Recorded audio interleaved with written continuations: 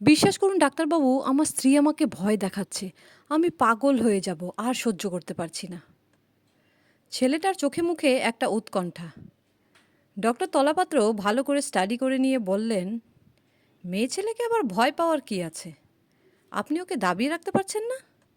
কি এমন ভয় দেখাচ্ছে সে? প্রথম দিন থেকে মেয়েদের চাপে রাখতে হয়। এই আমাকেই দেখুন, আমি বাড়ি ঢুকলেই বউ ভয় পায়। হাতের কাছে জল, বাড়ির পোশাক, রুমাল এসব না থাকলেই আমি চিৎকার করব, সে জানে। আমার পছন্দ মতো রান্না করা, ঘরদোর গুছিয়ে রাখা আর বাচ্চা মানুষ করা, এইটুকুই তো কাজ। আগন্তুক বলে, চাপেই তো রাখতাম ডাক্তারবাবু। গত 10 বছর ধরে সকাল বিকাল নিয়ম করে বেল্ট দিয়ে। থাক সে কথা। কতদিন না খেতে দিয়ে বাথরুমে বন্ধ করে রেখেছি। কিন্তু পরশু দরজার কাঠের ডাসাটা একটু বেশি জোরে লেগেছিল মাথায়। শালি মরল না জানেন, রক্তে ভেসে যাচ্ছে মাথা। ওভাবে হাসতে শুরু করলো। সে কি পাগলের মতো হাসি, কান যেন ছিঁড়ে যাচ্ছে। ডাক্তারবাবু মনে মনে বলেন, a case of mental disorder. মুখে বলেন, বেঁচে আছে তো? সেটাই তো মুশকিল। ওইভাবে রক্ত ঝরেই চলেছে পরশু থেকে। যতই ওকে বন্ধ করে রাখছি, কি করে যেন ও বেরিয়ে আসছে। এমনি কি অফিসেও পৌঁছে যাচ্ছে। ডক্টর তলাপাত্র এবার মুখ তুলে চাইলেন।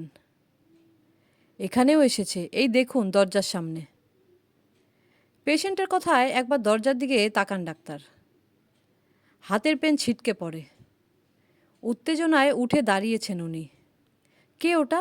লম্বা খোলা চুলে, মুখের অর্ধেক ঢাকা। রক্তের ধারা গড়িয়ে নেমেছে স্মৃতি থেকে সারা মুখে।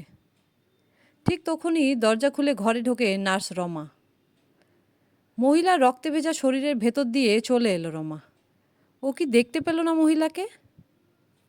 দুজোড়া বিস্ময়ে বেরিয়ে আসা চোখের দিকে অবাক হয়ে তাকিয়ে সে ডাক্তার তলাপাত্রকে বলে, আপনার শ্বশুর ফোন করেছিল, আপনার স্ত্রী নাকি 2 দিন ধরে ফোন তুলছে না। একবার ফোন করতে বলেছে। রমা আবার ওই শরীরটার ভেতর দিয়েই ফিরে গেল। হাসির শব্দটা এবার কানে আসছে।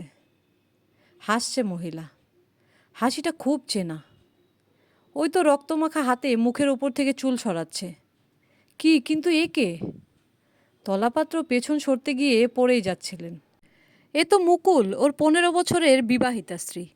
পরশু পিতলের ফুলদানি দিয়ে মাথায়, সহ্য করতে পারেনি মুকুল। এখনও বডিটা রয়েছে ফ্রিজের ভেতর। কিন্তু মুকুল এখানে কি করে আসতে পারে? ডাক্তারবাবু আমায় বাঁচান। লোকটা ওর পা জড়িয়ে ধরে কাঁপছে। আর তো কেউ নেই চেম্বারে। ডাক্তারবাবু বুঝতে পারেন অত্যাধিক স্ট্রেস আর এই পেশেন্টের গল্প মিলেমিশে ওর হ্যালুসিনেশন হয়েছিল। খচখচ করে প্রেসক্রিপশন লিখে পেশেন্টটাকে বিদায় করলেন আগে। বাথরুমে গিয়ে চোখ মুখে জল দিয়ে আয়নায় তাকিয়েই চমকে উঠলেন। ঠিক পিছনেই দাঁড়িয়ে আছে মুকুল। রক্ত আর ঘিলু গড়িয়ে নেমেছে মাথা থেকে। এক লাফে বাথরুমের বাইরে এলেন উনি। আজ একটু ক্লাবে যেতে হবে, স্ট্রেস কমানো দরকার। দ্বিতীয় পেগে চুমুক দিয়ে জোরে বিষম খেলেন ডাক্তার তলাপাত্র।